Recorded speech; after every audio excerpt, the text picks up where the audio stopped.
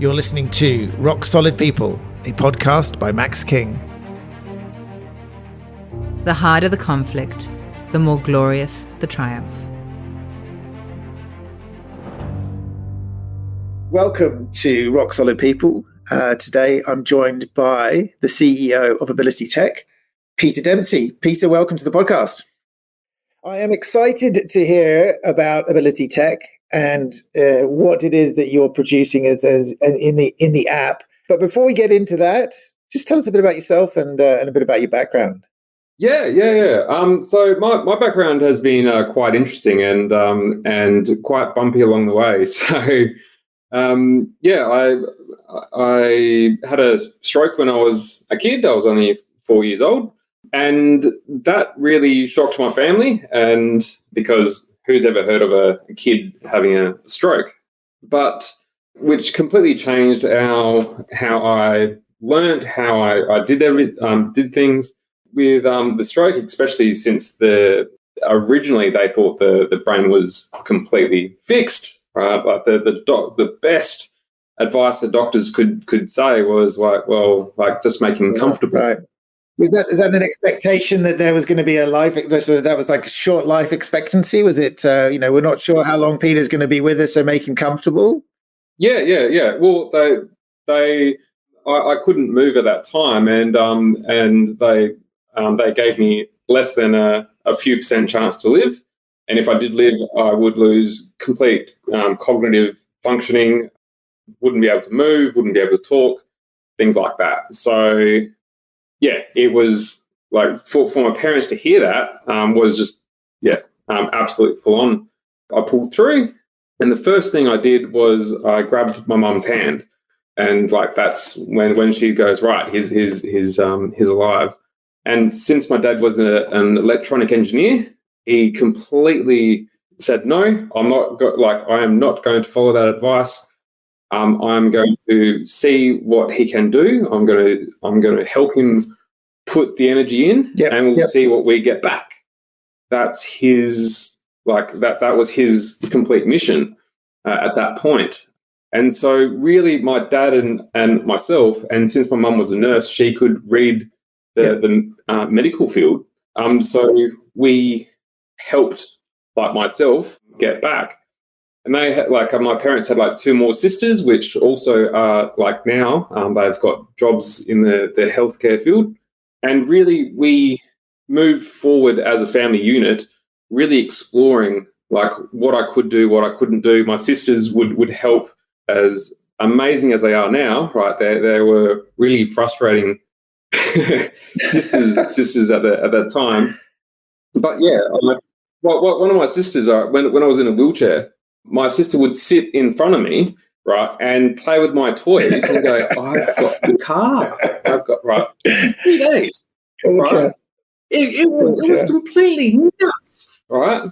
It drove me nuts. And my parents would come in and they'll go don't play there, please, right? You're pissing him off. And a few days later, I've found a way to lean out the chair, right, and bit her on the arm, and that was it, right? So then my sister screamed and ran to mum, but a day later, right, I would be out the chair. I would be out the chair and trying to get her, and she would stand a few minutes back, going, "Oh, I've got your car, right?" So that's how my sisters helped me move forward. So I realized at that time, it wasn't what happens to you, it's what you can do about it, right? It's how you interpret it and how you keep moving forward. So I had a really, really good family unit, and I worked out to put myself into pressure or into things that are hard to learn how to do it.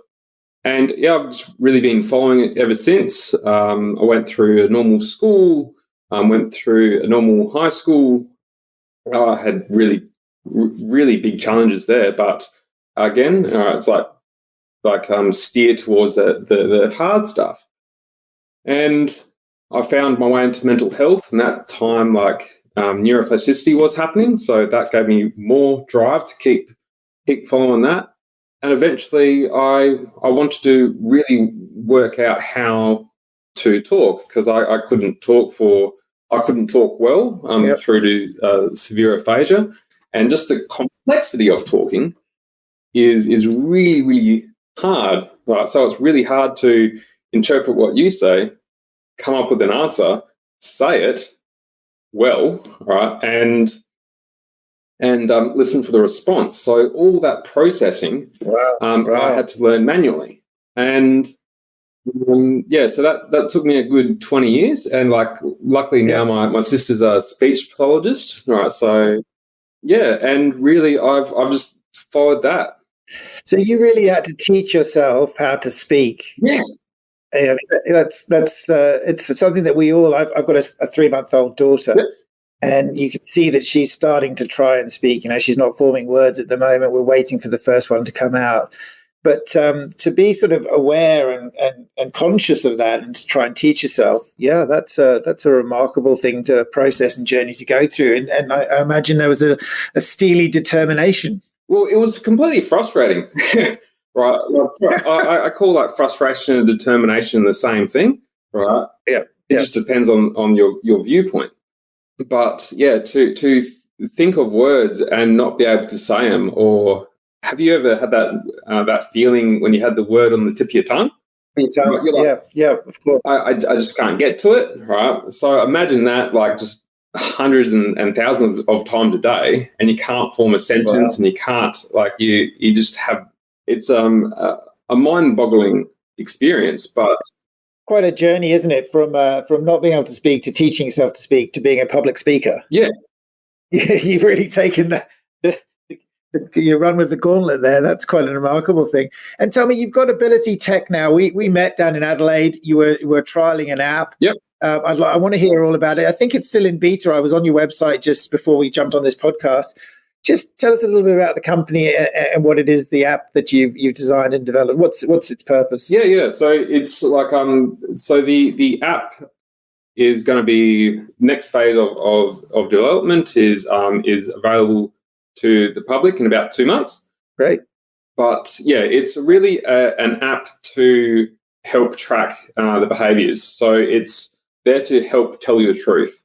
And I found through my experience of the last 20 years of really trying my hardest, it was about keeping a close eye on the behaviours, right, and really steering towards positive behaviours, and because positive behaviours helps you move forward faster. So it's a behavioural tracker.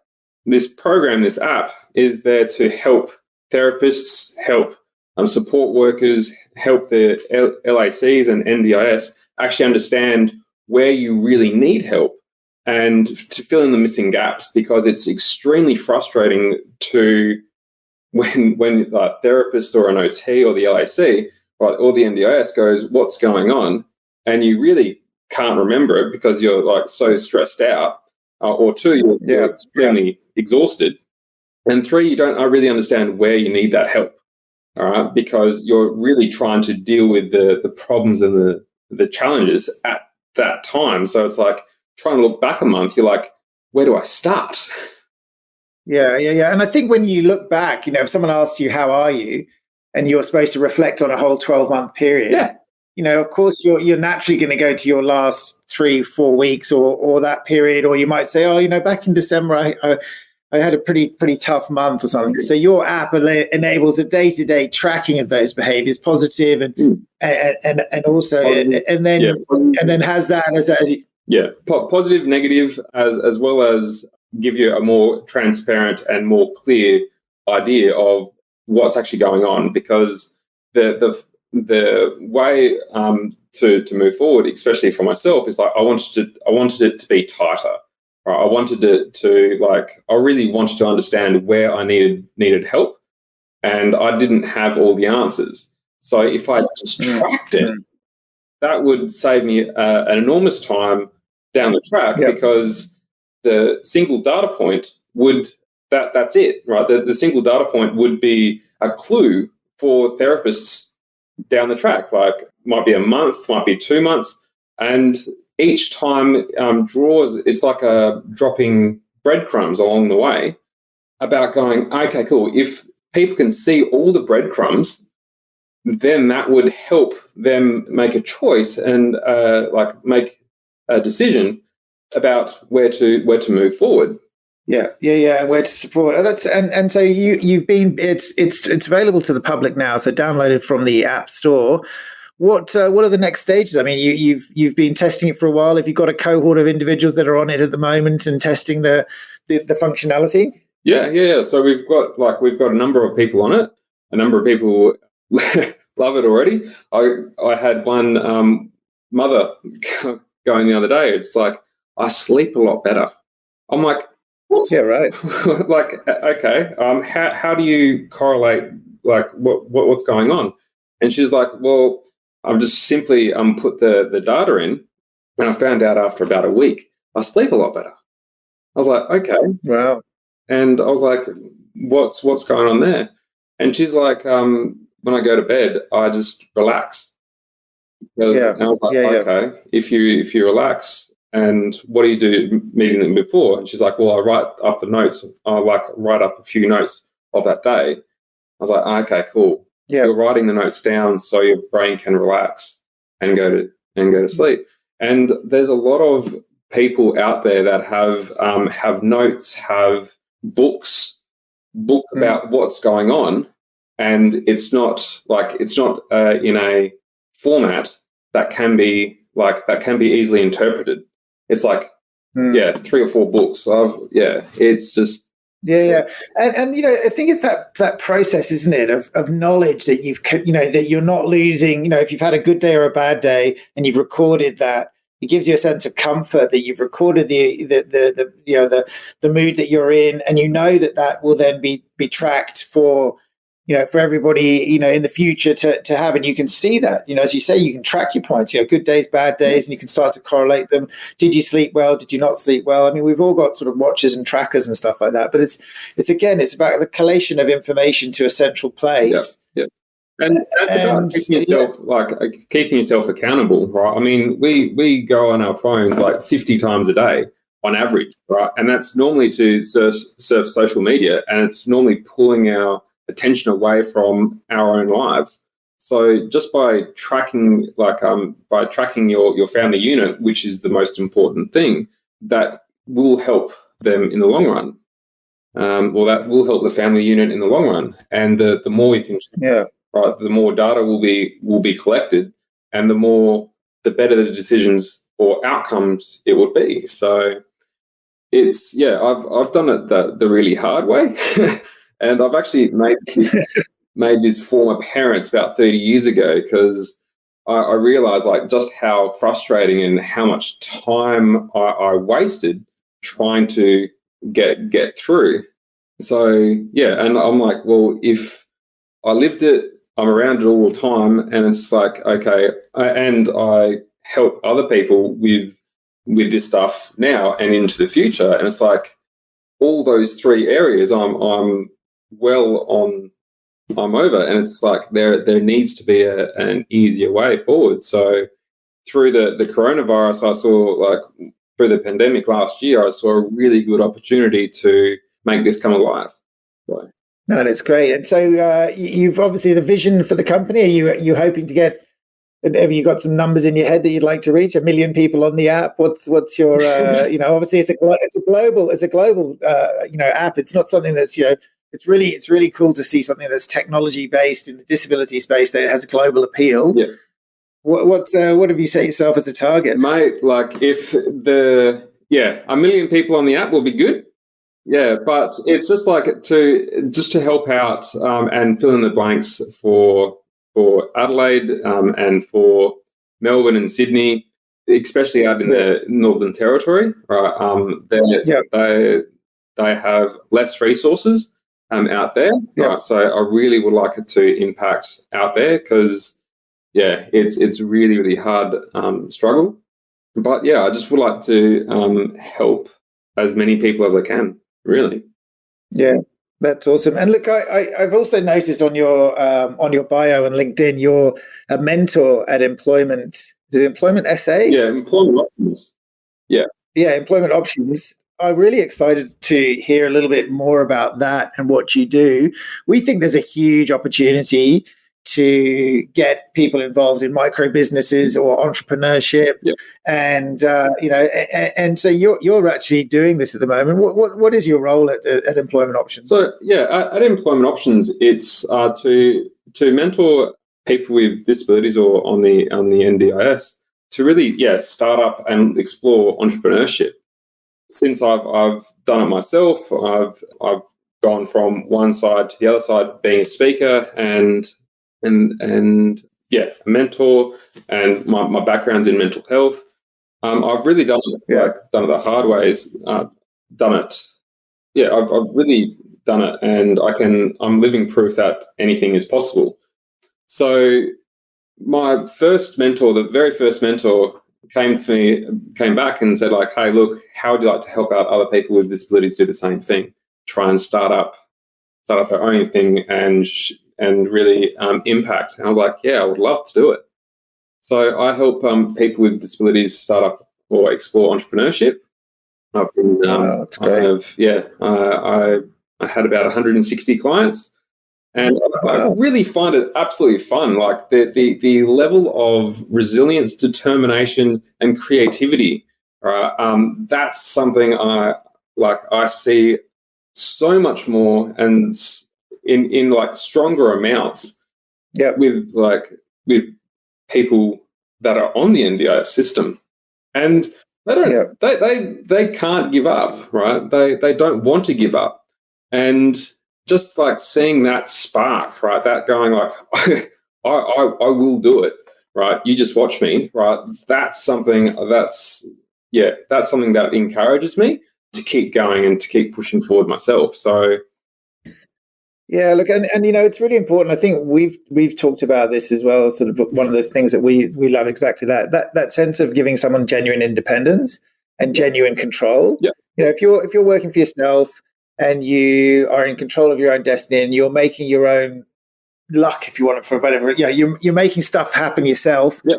That's a really empowering thing for anybody, and particularly, as you say, if individuals have had to overcome more challenges because of a disability or some other, it's really cool. I have to say, I'm super jealous of that. I think it's just an amazing thing to be doing. And I've got a question here, which is, what are your top 3 tips? What are your top 3 tips if someone's about to start an NDIS tech business? A tech business is just the same like anything else, like any other business, right? You need to. There's a few key concepts and key strategies that people need to follow in order to do this. And the other, it's the same everywhere. 2, stay in your own lane, right? So I'm really good at relationships. I'm really good at interpersonal skills. I don't do anything else. I solve problems with people.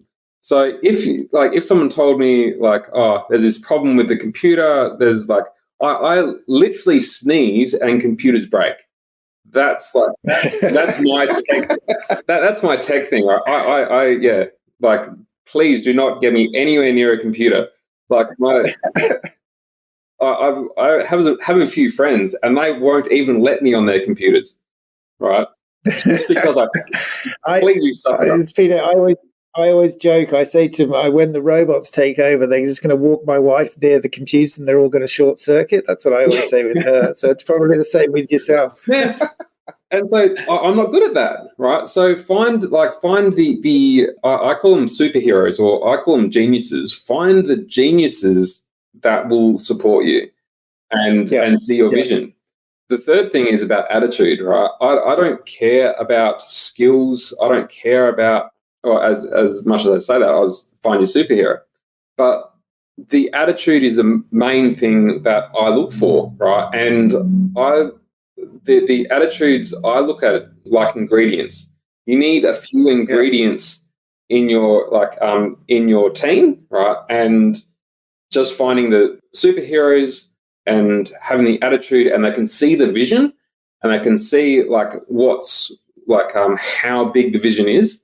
That's who you need in your team, and to really just go for it. You can cover a hell of a lot of ground really, really, really, really quickly with the right people, with the right resources, that you're staying in your area of genius, and that will keep everything together. So over this journey, I've really seen my skills come alive by just keeping the team together, by letting them do what they need to do, and really we covered like a lot of ground to do this. So it is important, as you say, to stay in your own lane, to understand what you're good at, focus on that, and as you say, mix the right ingredients that you can bake a cake with.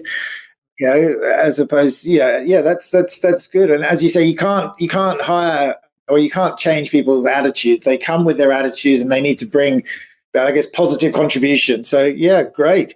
And look, question for you is, if someone's like, you're obviously a public speaker, I've just going to tap into that. Do you have a ritual that you go through in terms of your public speaking? Do you imagine a bubble over the crowd, or imagine them all sitting, I don't know, without clothes on, or something crazy like that? That's terrible advice, right? Like, yeah, that's terrible. Like, people are anxious when they get up there, right? If they imagine the whole crowd naked, right? And I can see why they said that, right? It's like, but yeah, it doesn't really help. The thing I've got is I just breathe out. I focus on breathing out. Right. And I focus on the first 3 minutes, right, of my presentation, because biologically your emotions and your heart rate is going to go through the roof. That's with any speaker. And then just focus on the first 3 minutes and find your unique style. Like, everyone has a unique style of presenting, right? So with me, I'm really an extrovert. I really like bouncing off the crowd. I really ask them questions. I really like and I feed off the answers they give me. And then I was like, oh, okay, cool. Let's go into this. So I love doing that. Other speakers are really detailed speakers. So they really get into the nitty gritty, and they really get into like the numbers and the statistics and things like that. And so that's them, right? So it's about finding your style of speaking, right? That's really, really good. And that's another one. And I really understand how the brain works. Just a few basic strategies of how the brain works and what's going on will really help you in speaking. So, yeah. I have to say that first stepping onto stage, and when you're first there, and then you feel, it's funny because, and I've done it a few times, not nowhere near as much. You feel like you're just you're in the headlights. You're the deer in the headlights, and as you say, the heart's spiking, the adrenaline's pumping, and then once you start speaking, and you just get used to it. As you say, through that 3 minutes, but breathe through it. Like breathe out, right? And your first impression, right, they make in a blink of an eye, right? So if you're trying to act like someone you're not, or if you're trying to puff yourself up, or if you're trying to do anything that's outside your style, right, the audiences will be like, who's this guy? Like, they'll find you out pretty quickly. Yeah, because we make a snap decision like in a blink of an eye. There's a really, really good book by Malcolm Gladwell called Blink. Right, you should definitely have a look at that. But with it's just like about focusing on the first few minutes of doing a presentation. Stick in your lane, know your speaking style, and know basically but the basics of how the brain works. And with talking to a crowd, it's about talking to one person, right? Gluing eyes on one person, and then saying something so you really impact that person, and then move to another person, then move to another person, then move to another person, and just keep working themselves around the room. And eventually you get this energy of the room that really just resonates with you, because you're the one speaking, right? And that's good. Yeah, they're here to hear you and what you have to say, which is pretty cool. Totally. Yeah, no, nice. And as you say, making sure you understand the brain. So look, just a final question. It's a big one, though. Sure. So I hope you're ready. I'm curious as to your thoughts on the NDIS and the future of the NDIS and the disability space. What's your What's your take? Look, like, that is a really big question. Okay, cool. Never before has the government made such a big move as to allow, like, with the NDIS, they're actually helping out people with disabilities and giving them control of themselves and them. Yep. So never before has that been done. On such a big scale. There was a few tests in Sweden, and there was a few tests, right? But there was nothing like this on such a big scale.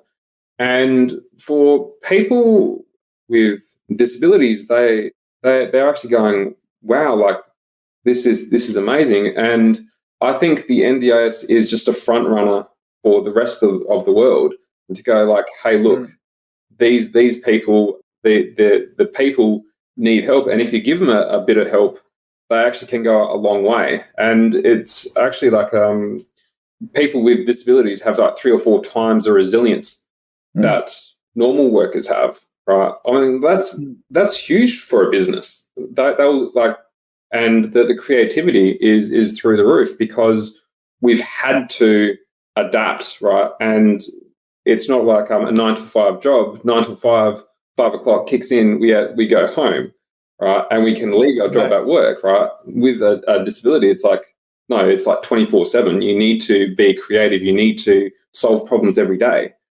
You need to be innovative. You need to be creative.